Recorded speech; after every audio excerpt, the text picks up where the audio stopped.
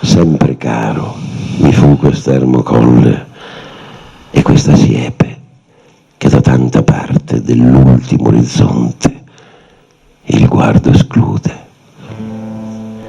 Ma sedendo e mirando interminati spazi di là da quella e sovrumani silenzi e profondissima quiete, io nel pensier mi fingo ove per poco il cor non si spaura.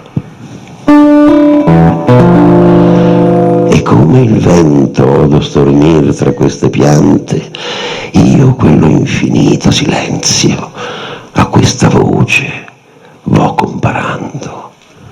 E mi sovvien l'eterno, le morte stagioni, e la presente e viva è il suon di lei. Così, tra questa immensità, s'annega il pensier mio e il naufragar m'è dolce in questo mare.